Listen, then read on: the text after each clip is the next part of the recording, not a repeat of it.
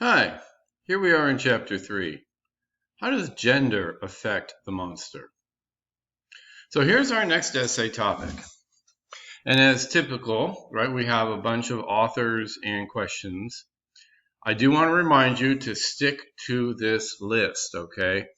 I choose these questions because I think they make for the best possible essays.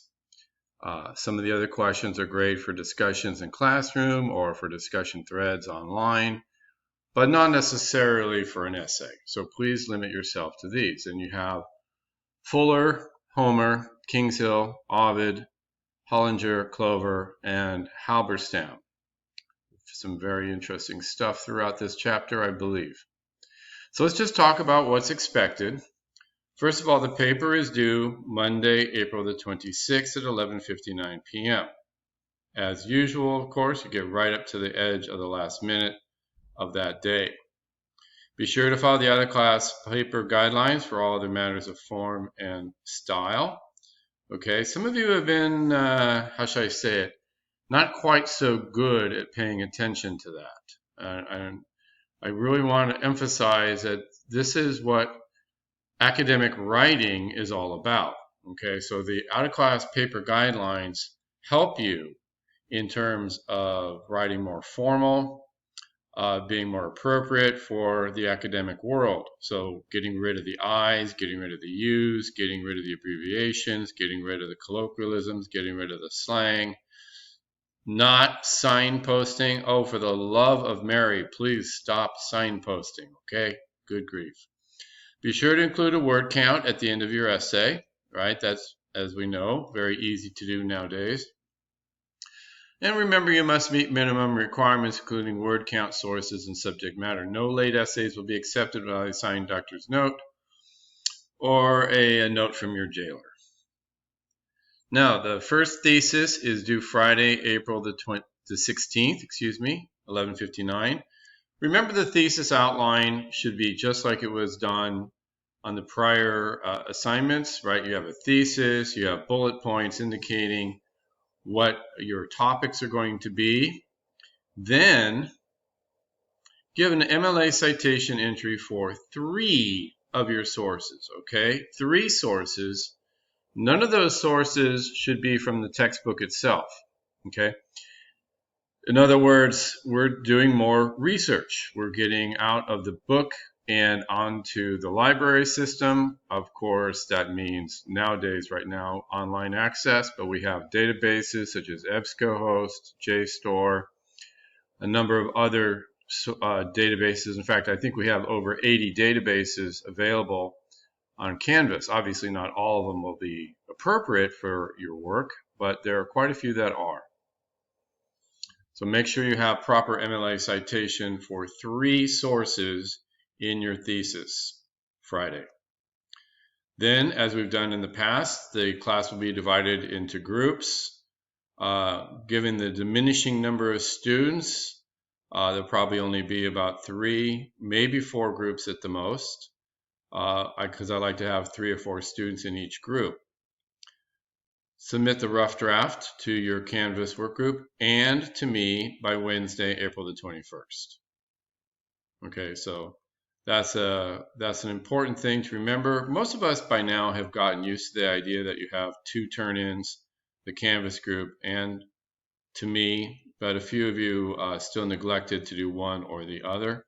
And please, again, make sure your material is readable on Canvas. That is to say, Apple Pages is not readable. So do not do your work on that. You need to, if you are using an Apple system, save it as a PDF. I think that's the easiest thing to do. It looks the best, works best. Then submit completed peer edit guideline sheets to your Canvas workgroup and to me by Friday, April the 23rd, also known as Shakespeare's birthday.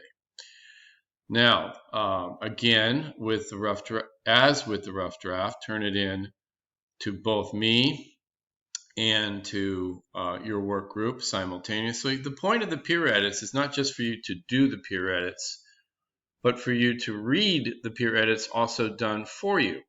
And other people will read the peer edits that you did for them. This is how we shall we say, mimic what might happen in a class environment when we divide up into groups in a classroom and pass our work around to each other. Okay, so this is how we do it online. So I really want to encourage students to be looking at the peer edit sheets that have been done for them, because if somebody in your group says, hey, you don't have enough sources, or your paper's not long enough, or you're not following the out-of-class guidelines, you need to know that. And worse if they say things like you don't have a good thesis, it's very unclear, the development is awkward. Again, oh my God, you really need to know that. And that's one of the purposes of the work groups, okay? Now, minimum requirements, we're still doing the same length, 1,000 to 1,400 words approximately. A lot of students have asked if they can go over 1,400 words, and the answer is yes, certainly. But I do want to give a sense that we're not doing 3,000 word essays, right? If you go up to about 2,000, that's fine. Anything over that, I'm going to start looking a little bit askance at that. Like, really? Let's put it this way. As long as I'm interested in what I'm reading, as long as you're keeping my attention and saying interesting, thoughtful things, you're going to be okay. I won't even notice how long the paper is. If I start feeling like this is a walk through thick mud and nothing is very interesting, new, fresh, or original, I really would not recommend going over that 1,400 words. Strong essay structure, right? The introduction, concession, rebuttal, main body, and conclusion. We've talked about this a number of times. And if you're still not familiar, go back and look at the standard argumentative essay video, or videos, plural. I forget if it's 1 or 2 pages long, or videos long, I should say. Now, for our research, you need to have at least 6 sources, 4 of which originate in print or have print analogs, not including our textbook. Okay, so the textbook no longer counts as a source. You may use it, of course, but it doesn't count. And don't try and be sneaky and take an article from our textbook and use a different source to cite it. You think I don't know what articles are in the book? Come on. So you have 6 sources, each 4 originate in print or have print analogs. That means at some level they're a book, journal, magazine, government document, pamphlet, something like that. What would not qualify would be movies, television shows, websites that do not have print analogs. Now, at least 3 of your sources must be scholarly sources, which means they are peer-reviewed journal articles or university press books. Okay? So the peer-reviewed journal articles are easily accessible through JSTOR, through EBSCOhost, right? You just click off on JSTOR. Well, JSTOR, everything's a journal. That's easy. EBSCOhost, you just click the option to have peer review only. University press books are found in the ebook section of our library databases, okay? And you just have to look and see, is it, Harvard University, Cambridge University, that kind of thing, real simple. MLA format, some of you are still using APA form, either for your in-text documentation or for your works cited or for both. That is wrong. It hurts your grade. And every assignment that we go through, it will hurt your grade even more. Forget about the photocopy part. Sorry that that's still there. That is what happens in my face-to-face classes. Deeply apologize for that. Okay, so let's just kind of walk through the articles. We do have a few minutes left on the video. So Fuller is, of course, about La Llorona, a figure that comes to us from Mexican culture and history. A very scary figure. Homer is, of course, the ancient Greek writer of the Iliad and the Aeneid. Sorry, not the Aeneid, pardon me, that's Virgil. The Iliad and the Odyssey. This passage actually comes from the Odyssey and is an introduction to the sirens. Sirens are interesting creatures because in ancient Greek times, they had the body of a bird and the head of a woman. But over the centuries, that kind of evolved into something more like a modern mermaid. Speaking of mermaid, Kings Hill has some very interesting discussion of mermaid.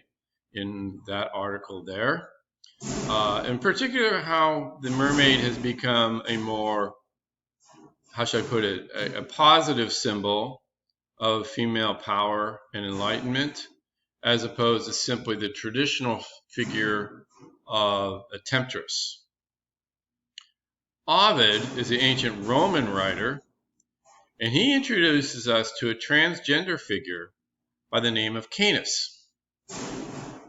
Canis was born female, was raped by the god Poseidon, otherwise known as Neptune in Roman times. And Neptune gave Canis a parting gift, if you will, after the event. He said that she could have one wish. And Canis wished to be made into a man so that she could never be raped again. The passage from Ovid doesn't have anything to do with that story. That's the backstory, the origin story, if you will, of Canis. But it's about a battle that takes place between Greeks and centaurs. You know, the centaurs are the half-horse, half-human monsters. Hollinger takes on the figure of cat people. Now, Cat People actually is a movie, or really two movies, one made in the 40s and one made much later in the 1980s. Cat People is basically about a figure, Irina, who how should I put this? When sexually aroused, turns into a panther and essentially kills the object of that arousal. Strangely enough, she's married. I know, kind of weird.